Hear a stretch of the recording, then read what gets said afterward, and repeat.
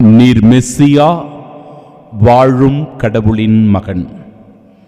நம் ஆண்டவராகிய இயேசு கிறிஸ்துவின் அன்பும் அருளும் அமைதியும் மகிழ்ச்சியும் உங்கள் அனைவரோடும் என்றும் இருப்பதாக. இயேசுவில் பிரியமுள்ள சகோதர சகோதரிகளே, பேரரசன் நெப்போலியன் திருத்தந்தை 7ஆம் பயஸ் அவர்களை கைது செய்து சிறையில் அடைக்கிறான். இப்படிப்பட்ட செயலை செய்த நெப்போலியனுடைய வாழ்க்கையில் ஒரு திருப்பு முனை வருகிறது. அவனுடைய அந்த இறுதி காலகட்டத்தில் அரசன் கைது செய்யப்படுகிறான். நெப்போலியன் கைது செய்யப்பட்டு சிறையில் அடைக்கப்படுகிறான். அந்த மரண நேரத்தில் அந்த துன்பத்தை அனுபவித்துக் கொண்டிருக்கிற மாவீரன் நெப்போலியன் இவ்வாறு குறிப்பிட்டு சொல்லுகிறார். என் அன்பிற்குரியவர்களே, அவர் செய்த தன்னுடைய தவற்றை அவர் உணர்ந்தவராக, திருச்சபைக்கும் திருத்தந்தைக்கும் எதிராய் யாரும் ஒன்றும் செய்யக்கூடாது அவர் சொல்லுகிறார்.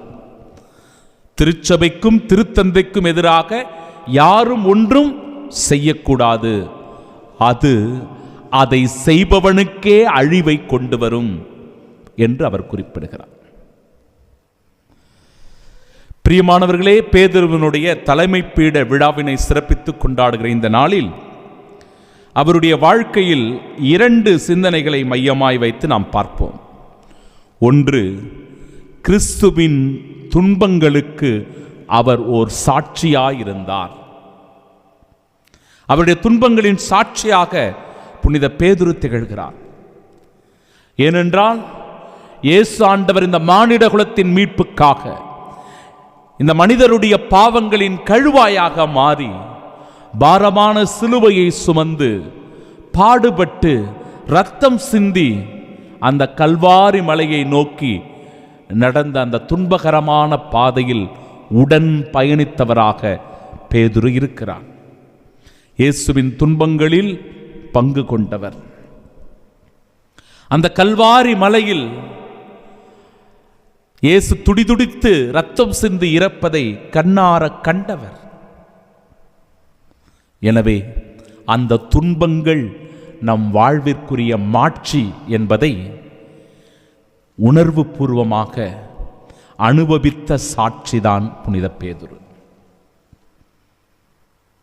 அந்த சாட்சியத்தினுடைய வெளிப்பாடுதான் அவருடைய உயிர்ப்புக்கு பிறகு இந்த துன்பங்களை, பாடுகளை, மரணத்தை, உயிர்ப்பை மிக பகிரங்கமாக அறிவிக்கக்கூடிய மிகச்சிறந்த சாட்சியாக மாறி அவர் நற்செய்தியின் தூதுவராய் துடிப்புடன் செயலாற்றி தாயாம் கத்தோலிக்க திரு அவையை நிலைநிறுத்தி இருக்கிறார்.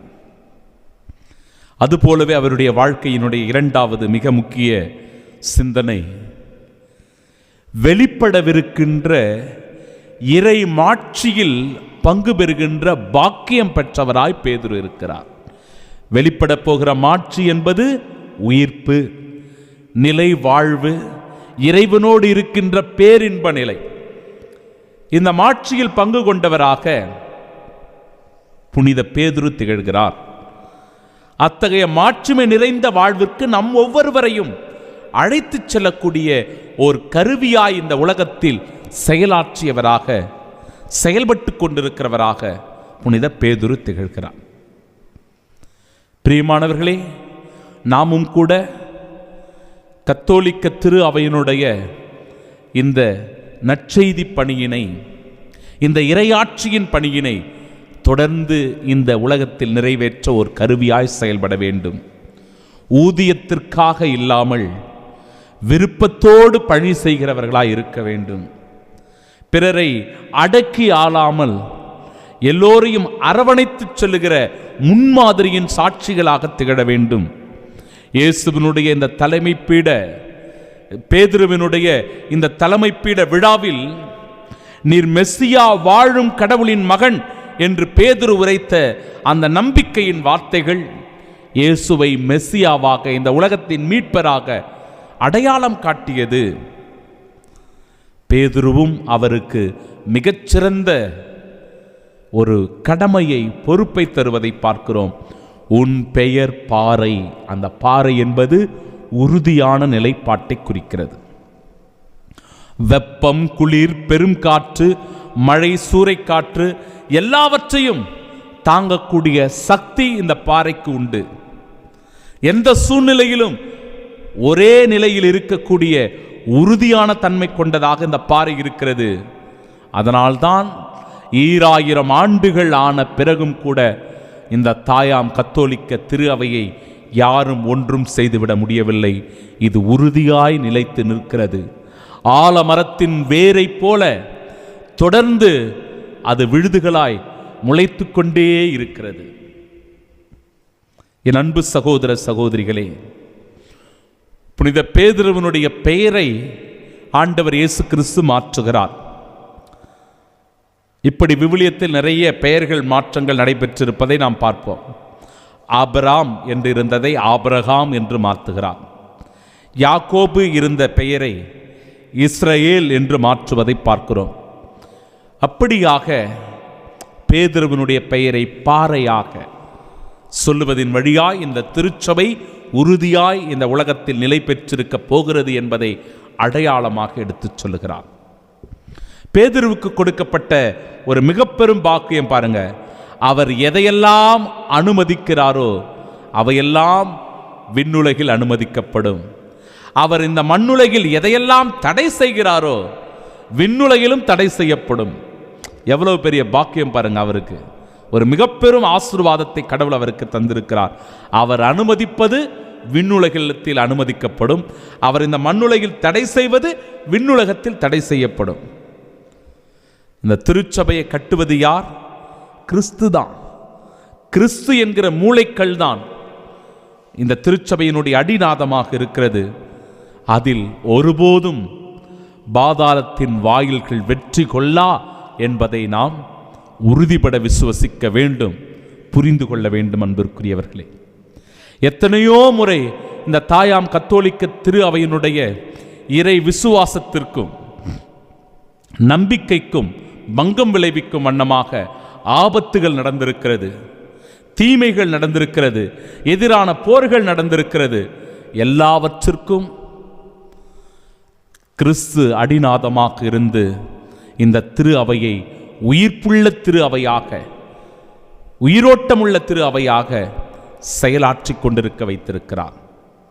ஆம் அன்பு சகோதர சகோதரிகளே, எந்த தீய சக்தியும் இந்த திரு அவையை அழிக்க முடியாது என்பதற்கு இது ஒரு மிகச்சிறந்த விழாவாக இந்த விழா அமைந்திருக்கிறது.